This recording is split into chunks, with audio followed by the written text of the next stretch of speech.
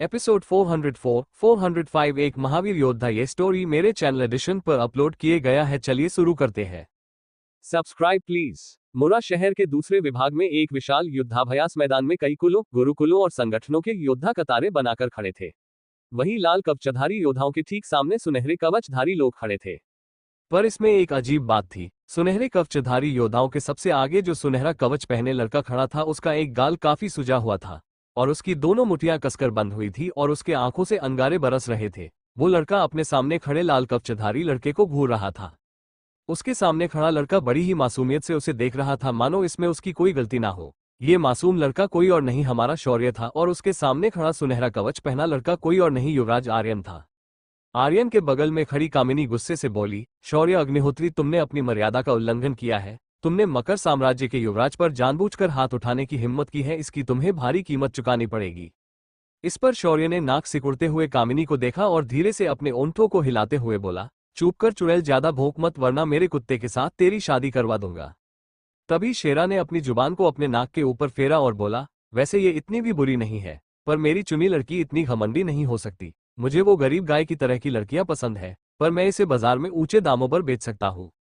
शौर्य की ये बात सिर्फ आर्यन और कामिनी ही सुन पाए थे, बाकी किसी को भी ये सुनाई नहीं दिया। तभी शौर्य ने हाथ जोड़ते हुए कामिनी से नाटक करते हुए कहा, गुस्ताखी माफ राजकुमारी कामिनी, पर अगर हमने ऐसा नहीं किया होता तो युवराज के प्राणों को खतरा होता।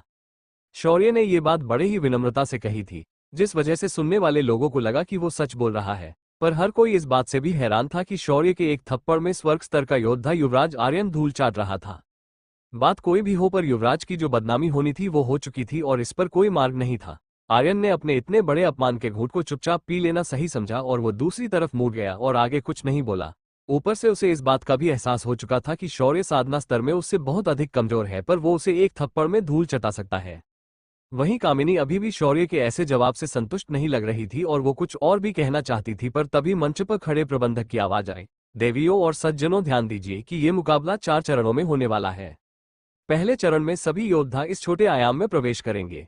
यहाँ आपको अपनी सूझबूझ को दिखाकर खुद को और अपने साथी योद्धाओं को बचाकर रखना है और साथ ही आपको अधिक से अधिक दिव्य जानवरों को मारकर लाना है। याद रहे कि इस दौरान आपके जीवन पर कोई संकट आए, इसीलिए आपके पास एक एक लड़की की पत्रिका दी जाएगी। जब आपको लगे कि आपकी जान खतरे में है तो आपको इसे तोड़ देना है और अगले ही पल आप उस आयाम से सीधा यहाँ बाहर पहुंच जाएंगे। लेकिन एक बार आप इस तरह से मुकाबला खत्म होने से पहले बाहर आ जाते हैं तो आप अगले चरण में हिस्सा नहीं ले सकते। साथ ही आप इसी लकड़ी की पत्रिका में अपने शिकार किए जानवरों के शवों को रख सकते हैं, जिससे आपके शिकार किए जानवरों की संख्या हमें बाहर लगे पर्दे पर तुरंत दिखाई देती रहेगी। साथ ही इस मुकाबले के दौरान आप अपनी लकड़ी की पत्रिका सक्रिय नहीं कर पाते हो और मारे जाते हो तो इसके आप खुद जिम्मेदार होंगे। इसीलिए आपको इस बात का विशेष ध्यान रखना है कि आपको दी गई लकड़ी की पत्रिका आपके लिए बहुमूल्य है। अगले चरण के मुकाबले की जानकारी आपको पहला चरण पार करने के बाद दी जाएगी। तभी मंच पर खड़े प्रबंधक के कान में एक सेवक आकर कुछ बोला और प्रबंधक ने एक बार फिर माइक में कहा, धरा कुल और दामिनी कुल के प्रतिनिधि यहाँ आ चुके हैं। देवियों और सज्जनों, इनका जोरदार तालियों से स्वागत कीजिए। तभी वहां उपस्थित सभी दर्शकों ने जोर जोर से तालियां बजाना शुरू किया। उस वक्त शौर्य ने भी हाथ ऊपर करके तालियां बजाए। इस वक्त उसके चेहरे पर एक कुटिल और डरावनी मुस्कान थी, मानो उसे अपनी कोई खोई चीज मिल गई हो। शौर्य के चेहरे की ये खुशी काफी डरावनी थी, जिसे देखकर सभी लोग तालियां बजाने के बाद शौर्य को ही देख रहे, क्योंकि शौर्य अभी भी तालियां बजा रहा था। शौर्य ने जब महसूस किया कि वो अकेला ही ताली पीट रहा है तो उसने बड़ी ही बेशर्मी के साथ कहा, ओह, लगता है मैं अपनी खुशी को कुछ ज्यादा ही स्पष्ट होकर जता रहा था, पर कोई बात नहीं, मैं ये निश्चित करूंगा कि वो लोग बिना दर्द की भयानक मौत मरेंगे। शौर्य का ये बेबाक रवैया देखकर वहां मौजूद हर कोई दंग रह गया। दर्शकों में से किसी ने बड़बड़ाया, ये कैसा इंसान है, क्या इसे ये नहीं पता कि ये दोनों कुल के लोग यहाँ इसे मारने के लिए आए हैं? तभी एक और एडम बोला, कुछ लोग जब ज्यादा डर जाते हैं तो ऐसी हरकतें करते हैं। तभी मैदान पर बैंगनी कपड़े पहने दामिनी कुल के योद्धाओं की टुकड़ी मैदान में दाखिल हुई। इनके कपड़ों से ही साफ लग रहा था कि ये लोग दामिनी कुल के विशेष विभाग से आए हुए लोग हैं। उनके पीछे से भूरे रंग के मिट्टी जैसे कपड़े पहने योद्धाओं की टुकड़ी आ गई। आए हुए धराकुल के लोगों के चेहरों पर कोई भाव नहीं थे, पर उन सभी की नजरें अग्निकुल के टुकड़ी पर ही बनी थी। उनके आते ही प्रबंधक ने इशारा किया और कई सारे सेवक लोग लकड़ी की पत्रिकाएं लेकर मैदान आ गए और उन्होंने हर एक योद्धाओं की टुकड़ी के सदस्य को एक एक लकड़ी की पत्रिका दे दी। जब शौर्य ने इन पत्रिकाओं का ध्यान से अनुसरण किया तो उसे पता चला कि उसके कुल के लोगों के हाथ में मिली लकड़ियां एकदम सामान्य है। ये सिर्फ लकड़ी के टुकड़े हैं। इससे उसे किसी षड्यंत्र की बू आने लगी और उसकी मुस्कान और अधिक चौड़ी हो गई। उसने आसपास मैदान के बाहर बैठे लोगों पर नजर डाली और उसे तुरंत एक नजर दिखी जो उसी को घृणा से देख रही थी। ये नजर दिव्य गुरुकुल के एक वरिष्ठ आचार्य से उसके ऊपर आ रही थी। शौर्य ने उसकी नजरों से नजरें मिलाई और अपने हाथ की बीच की उंगली उसे निकालकर दिखाई। शौर्य की यह हरकत काफी अजीब तो थी, पर उन्हें समझ में नहीं आ रही थी कि इसका क्या मतलब है, पर यह हरकत किसी गंदी बात का इशारा कर रही थी। उस वरिष्ठ आचार्य का मुंह भी बिगड़ गया, जैसे उसने अभी अभी मक्खी निगल ली हो। तभी शौर्य के बगल में खड़ी सुगंधा ने शौर्य को टोकते हुए कहा, शौर्य, ऐसे दिव्य गुरुकुल के आचार्यों को चिढ़ाना सही बात नहीं है। इस पर शौर्य ने सुगंधा को अपने हाथ की लकड़ी की पत्रिका दिखाई और बोला, इन लोगों ने हमें सिर्फ ये लकड़ी की पत्रिका दी है। ये सिर्फ एक लकड़ी है, इसमें कोई क्षमता नहीं है, और इसके पीछे उस गुरुकुल के आचार्य को कोई साजिश दिखाई दे रही है। जब सुगंधा ने उसका अनुसरण किया तो वो भी हैरान रह गई। उसने तुरंत हाथ उठाया और प्रबंधक से कहा, महोदय, हमारी पत्रिकाएं त्रुटिपूर्ण है, इनके अंदर कोई क्षमता नहीं है, हम इनकी जांच की मांग करते हैं। प्रबंधक की भौहें सिकुड़ गई और उसने सुगंधा की पत्रिका की और उसे जांचा, पर उसके कुछ कहने से पहले ही वहां मौजूद धराकुल का योद्धा बोला, क्या हुआ अग्निकुल वालों, तुम लोग पहले ही डर गए क्या जो ऐसे कारण बता रहे हो? अगर डर गए हो तो तुरंत यहां से चले जाओ, पर ऐसे इन पत्रिकाओं को कोई दोष मत दो। उसने ये बात इतनी जोर से कही थी कि वहां मौजूद हर कोई उन पर हंसने लगा। ये देखकर शौर्य की मुठियां भींच गई। तभी प्रबंधक ने अपने पीछे खड़े एक सेवक को पास बुलाया और उसके कान में कुछ कहा। वो सेवक तुरंत नीचे आया और अग्निकुल के लोगों की सारी पत्रिकाएं एकत्रित कर ली और उन्हें जांचने के लिए एक बूढ़े आदमी को बुला लिया। उस बूढ़े आदमी ने उनकी जांच करना शुरू कर दिया, पर इधर भीड़ में अग्निकुल के खिलाफ अलग अलग बातें होने लगी। बेशर्मी की भी हद होती है, देखो कैसे इन लकड़ियों की पत्रिकाओं को ये लोग दोष दे रहे हैं। इन्हें पता नहीं कि ये पत्रिकाएं दिव्य गुरुकुल के वरिष्ठ आचार्य ने बनाई है। इन्होंने ऐसा करके सीधा दिव्य गुरुकुल के गरिमा पर सवाल उठाया है। तभी गुरुकुल का वो वरिष्ठ आचार्य उस बूढ़े आदमी के पास सीना चौड़ा करके आया और उसने एक पत्रिका को उठाया और उसे थोड़ा निहारने के बाद बोला, इन पत्रिकाओं में कोई दोष नहीं है, इन्हें मैंने बनाया है। अगर अग्निकुल को इसमें कोई संदेह है तो वो इस मुकाबले से पीछे हट सकते हैं। ये सुनकर वो बूढ़ा आदमी जिसने अभी अभी सभी पत्रिकाओं को जांचा था, वो समझ गया कि उसकी यहाँ अभी कोई जरूरत नहीं है। वो धीरे से पीछे हुआ और जाने लगा। तभी शौर्य ने अपना हाथ उठाया और कहा, महान वरिष्ठ आचार्य, क्या आप हमें सिद्ध करके दिखा सकते हैं कि इन पत्रिकाओं में कोई दोष नहीं है? वो क्या है ना, मुझे आप पर कोई विश्वास नहीं है? शौर्य की बात सुनकर उस आचार्य को गुस्सा आया और उसने झल्लाते हुए कहा, बच्चे, ये तुम्हारी समस्या है कि तुम्हें लगता है कि इसमें कोई त्रुटि है। तुम यहाँ आओ और मुझे दिखाओ कि इसमें कोई त्रुटि है या नहीं, मैं क्यों तुम्हें ये दिखाऊंगा। ऐसा कहकर उस आचार्य ने मन ही मन सोचा, मैं एक 7वें स्तर का सारणी रचनाकार हूँ, लांछित कुल का वो बूढ़ा भी मेरे सामने कुछ नहीं है, तुम क्या ही इसमें त्रुटि निकाल पाओगे। तभी शौर्य ने तिरछी मुस्कान के साथ कहा, अच्छा तो ये बात है, तो ठीक है, मैं ये सिद्ध करके दिखाता हूं, पर अगर ये पत्रिकाएं शायद निकली तो दिव्य गुरुकुल के ये महान आचार्य इस बात पर क्या हारेंगे? इस पर उस वरिष्ठ आचार्य ने तुरंत कहा, अगर तुम ये सिद्ध करते हो कि ये पत्रिकाएं त्रुटियुक्त है तो मैं आज से सारणी बनाना छोड़ दूंगा। ये सुनकर शौर्य ने ना में हाथ हिलाया और फिर बदतमीजी से कहा, अरे बुड्ढे, तुझे ऐसा करने की कोई आवश्यकता नहीं है, तू बस अपने दोनों हाथ काट दे अगर ये सारणी त्रुटियुक्त निकलती है तो, और अगर मेरी बात झूठी सिद्ध होती है तो मैं शौर्य अग्निहोत्री अपने साथ मेरे सभी साथियों के हाथों को काट दूंगा। ये सुनकर वहां दूर बैठा दानाराम अब सदमे में आ गया था। दानाराम को पहले से पता था कि ये वरिष्ठ आचार्य अपने शिष्य के प्रतिशोध के लिए कुछ ना कुछ करेगा, पर उसने ये नहीं सोचा था कि वो मुकाबले की शुरुआत में ही शौर्य के लिए मुसीबत खड़ी करने की कोशिश करेगा।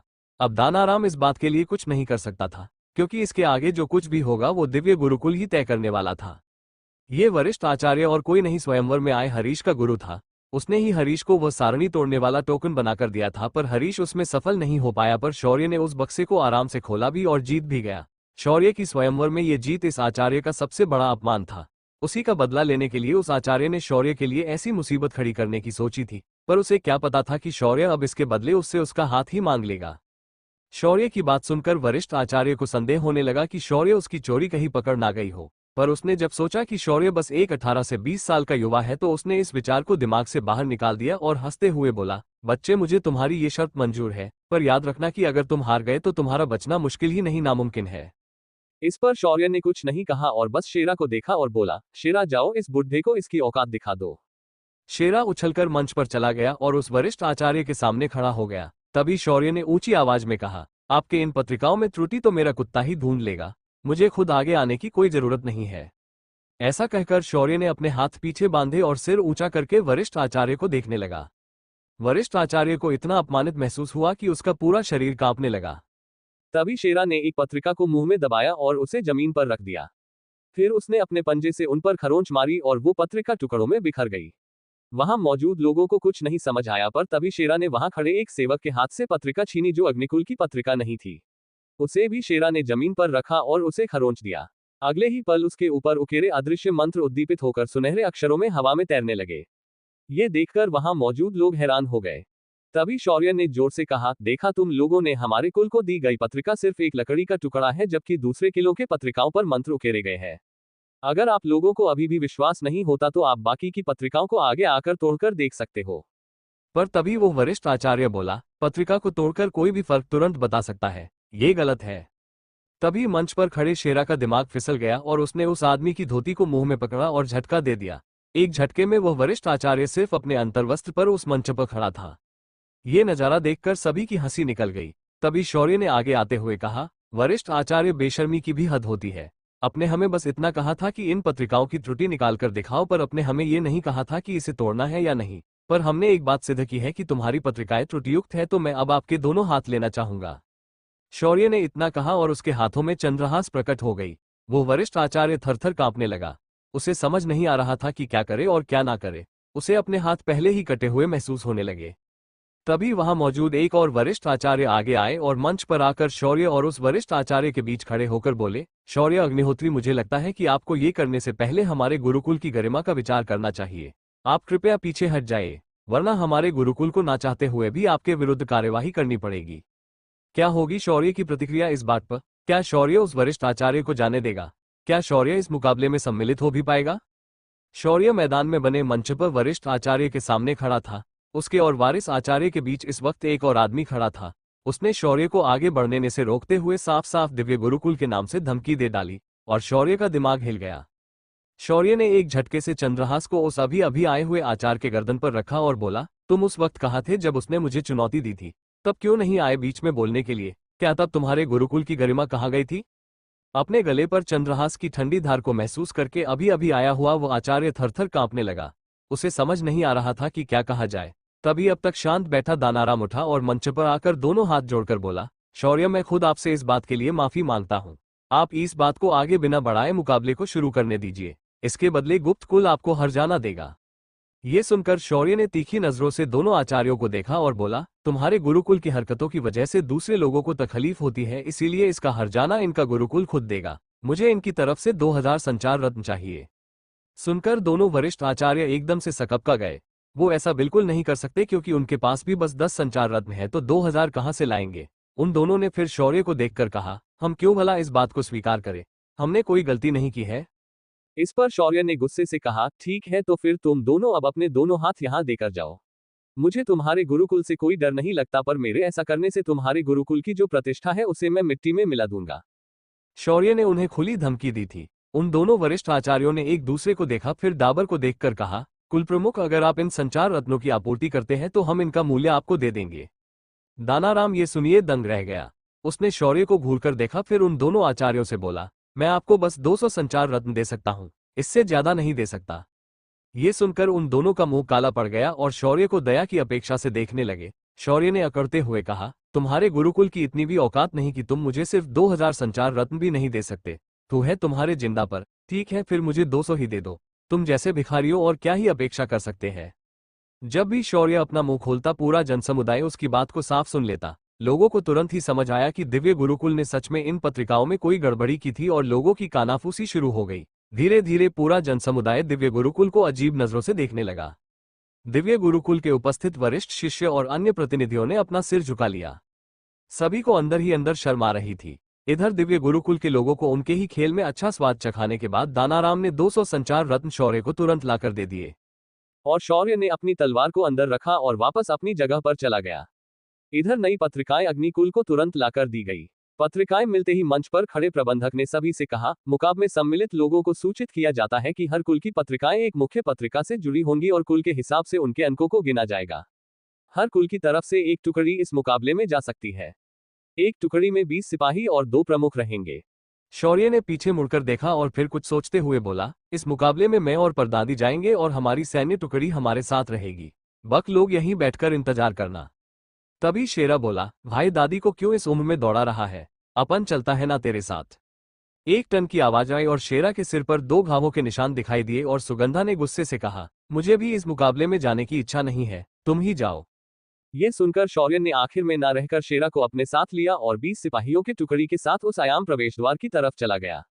शौर्य के बाकी साथी तुरंत वहां से मंच के कोने में जाकर बैठ गए। कुछ ही देर में प्रबंधक ने आयाम प्रवेश द्वार की सारणी को सक्रिय कर दिया और सभी दलों को एक एक करके अंदर जाने के लिए भेज दिया। हर बार एक दल के साथ ऊपर लगी हुई सुई अपनी जगह बदल रही थी। वो सुई ये दर्शा रही थी कि अभी प्रस्थान किया हुआ दल किस जगह पर टेलीपोर्ट हुआ है। पर वहां मौजूद किसी को भी सटीक दिशा मालूम नहीं थी, क्योंकि सुई जहां भी मुड़ती थी वहां कोई भी दिशा या जगह का नाम दर्ज नहीं था। जब शौर्य के दल की बारी आई तो उसके दल ने भी तुरंत अंदर प्रवेश किया और वो अंदर चला गया, पर जैसे ही उसका दल अंदर चला गया मशीन से आवाज आई पूर्वोत्तर दिशा। जब शौर्य के साथियों ने ये देखा तो उनके चेहरे बदल गए। इससे ये साफ जाहिर हो गया था कि शौर्य का दल किस ओर टेलीपोर्ट हो चुका है। शौर्य के बाद जो कुल प्रवेश करने वाले थे वो ज्यादातर वो कुल थे जो अग्निकुल से खार खाए हुए थे। उन सभी के चेहरों पर एक तिरछी मुस्कान थी और वो सभी उसके बाद तुरंत तेजी से एक के बाद एक उस प्रवेश द्वार से अंदर चले गए। खासकर धरा कुल और दामिनी कुल के लोग, पर उन्हें क्या पता था कि जिसे वो लोग अपना शिकार समझकर आयाम में शिकार करने गए थे वो उनसे भी बड़ा शिकारी है। सुगंधा ने उबासी ली और फिर धारा कुल के लोगों को देखकर बोली, इनका कुछ नहीं हो सकता, बेचारे बुरी मौत मारे जाएंगे।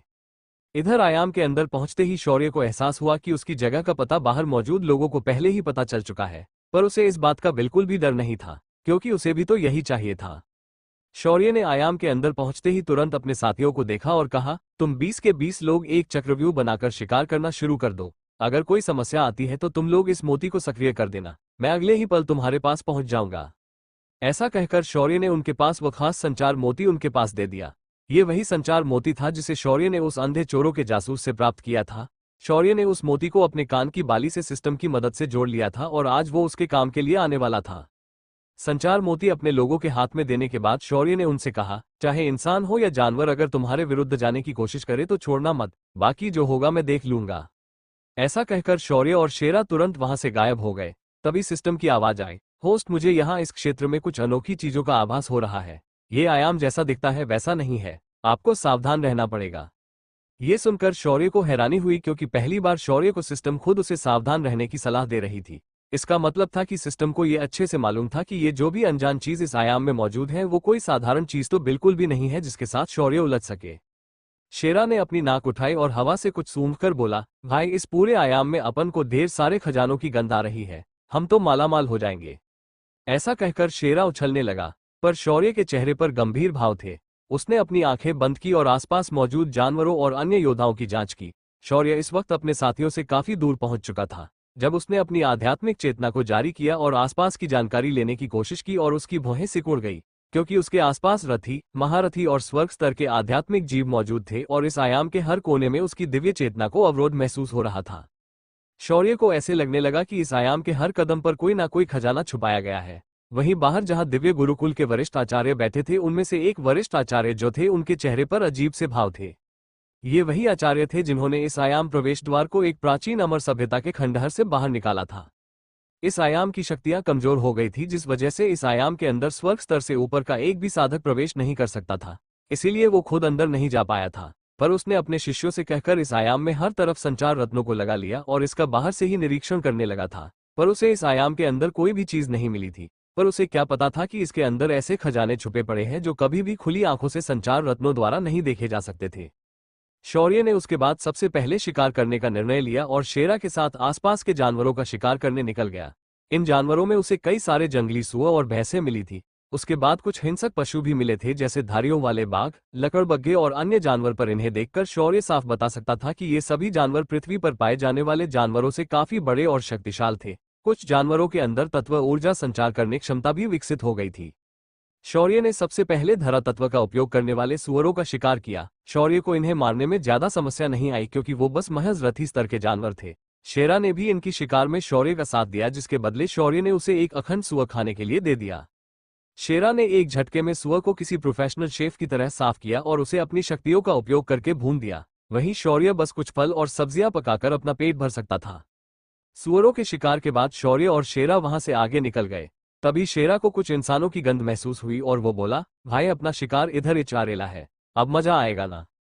ये सुनकर शौर्य के चेहरे पर भी एक मुस्क आ गई और उसने अपने शरीर से विजय धनुष को बाहर निकाला और उस पर एक रोशनी तत्व का बाण मंत्रों द्वारा प्रकट किया। फिर शौर्य ने खुद को पीछे खड़ी घनी झाड़ियों में छुपा लिया और निशाना लगाकर बैठ गया। कुछ ही देर में वहां कुछ गहरे नीले रंग के कपड़े पहनकर एक दल आ गया। उनके हाथों में हथियार थे और वो किसी चीज को यहां ढूंढ रहे थे। तभी उन सबसे आगे चल रहे लड़के ने जमीन पर लात मारी और कहा, धत्तेरे की, लगता वो लोग यहां भी नहीं है। मुझे विश्वास नहीं हो रहा कि हम लोग उसे नहीं पकड़ पा रहे हैं। अगर आज मैंने उस शौर्य अग्निहोत्री को मौत के घाट नहीं उतारा तो मैं श्रीरंग रेड्डी अपने कुल का नाम नहीं लगाऊंगा। तभी उसके पीछे खड़ी लड़की जिसने उसके जैसे ही रंग के कपड़े पहने थे, उसने धीमी आवाज में कहा, बड़े भाई, आपको उस शौर्य से शत्रुता करने की कोई जरूरत है? आपको भला उससे शत्रुता करने से क्या मिलेगा? और ऊपर से उस लड़के ने दिव्य गुरुकुल को भी नाराज किया है, इसीलिए बेहतर होगा कि आप उसका पीछा करना छोड़ दो और बाकी लोगों को उसके साथ निपटने दो। इस पर श्रीरंग को गुस्सा आया और बोला, शिरीषा, मुझे पता है कि मैं क्या कर रहा हूँ। एक बार अगर मैं उसे मारने में सफल होता हूँ तो धरा कुल और दामिन कुल दोनों हमारे रेड्डी कुल को पहचानेंगे। इससे हम लोग एक ही रात में सीधा निम्न स्तर के कुल से उच्च स्तर के कुलों की श्रेणी में पहुंच जाएंगे। तभी गर्भ झाड़ियों से एक तीर बिजली की रफ्तार से आया और श्रीरंग के घुटने को छेद कर निकल गया। उसके बाद 3 और तीर एक के बाद एक श्रीरंग के शरीर में आकर छेद कर निकल गए और श्रीरंग घायल होकर नीचे गिर गया। तभी उन सभी को शौर्य की गहरी आवाज सुनाई दी, रेड्डी कुल को इस मामले में पड़ने की कोई आवश्यकता नहीं है। अगर अभी भी तुम्हें मेरी चेतावनी समझ नहीं आई तो अगली बार तुम सभी का सिर मेरे बाण के निशाने पर होगा। अब यहां से निकल जाओ, क्योंकि तुम जैसे कमजोरों को मुझे मारना अच्छा नहीं लगता। शौर्य की आवाज सुनकर रेड्डी कुल के लोग सतर्क हो गए और श्रीरंग को घेर कर खड़े हो गए, पर उसके बाद कोई भी हलचल नहीं हुई। तो शिरीषा ने धीरे से कहा, हमें यहाँ रुकने की कोई आवश्यकता नहीं है। श्रीरंग भाई को लेकर यहाँ से तुरंत चलो, हम इसके बाद शौर्य के पीछे नहीं आएंगे। ऐसा कहकर शिरीषा उनके साथ निकल गई। इधर शौर्य के चेहरे पर मुस्कान थी, पर शेरा बोला, भाई तुमने इस गधे को क्यों नहीं मारा? उस पर शौर्य ने हंसते हुए कहा, उनके साथ एक अच्छे दिल की लड़की थी जिस वजह से उनकी जान बच गई। चलो, हमें अगले शिकार की ओर निकलना है। इधर शौर्य के बाकी के साथी इस वक्त एक स्वर्ग स्तर के जीव के आने थे और उन्होंने एक शेषनाग व्यूहरचना बनाई थी और इसके अंदर उस जीव को घेर रखा था। इन 20 के 20 लोगों ने उसके बाद एक हमले किए और की ही देर में वो डायनासोरस की तरह दिखने वाला जीव आखिर में हार गया और मारा गया। इधर शौर्य भी तेजी से दूसरी ओर जा रहा था, जिस ओर से धरा कुल के लोग उसकी ओर बढ़ रहे थे। शौर्य इन्हें मारने के लिए बहुत ज्यादा उत्सुक था और इसके चक्कर में उसने अपने आसपास ध्यान नहीं दिया और जमीन पर उसका पैर पड़ते ही जमीन धंस गई और वो सीधा जाकर एक अनजान सुरंग में गिर गया। वहीं शौर्य अभी अभी जहां से जमीन के अंदर गिरा था वहां की जमीन वापस सामान्य हो गई, मानो जैसे वहां कुछ हुआ ही ना हो। वहीं कुछ देर बाद ही धरा कुल के साधकों का दल वहां पहुंच गया, पर उन्हें भी वहां शौर्य नहीं मिला तो वो लोग वहां से निकल गए। इधर मैदान में लगे पर्दे पर हर कोई अंदर गए दलों की हरकतों पर नजर बनाए बैठा था, पर ज्यादातर लोगों की नजरें अग्निकुल के 20 योद्धाओं पर बनी हुई थी। इन योद्धाओं की लड़ने की क्षमता काफी अजीब और खतरनाक थी। वो सभी लोग एक विशिष्ट व्यूहरचना बनाकर लगातार आगे बढ़ रहे थे और उनके रास्ते में जो भी दिव्य जानवर आ रहा था वो बस कुछ ही हमलों में मारा जा रहा था। जब वो लोग आगे बढ़ रहे थे उनके सामने अचानक काले कवचधारी लोग अचानक आ गए। उन सभी की आंखें खून की प्यासी लग रही थी। उनकी शक्तियां भी आम साधकों से काफी अलग लग रही थी। दोनों दलों के लोग अब एक दूसरे को ऐसे देख रहे थे मानो वो लोग अब एक दूसरे के ऊपर झपट पड़ेंगे और एक दूसरे के टुकड़े टुकड़े कर देंगे। क्या होगा इस आमने सामने के दो दलों के बीच की लड़ाई का? कहां पहुंचा है शौर्य? क्या कोई नई मुसीबत शौर्य के गले पड़ने वाली है?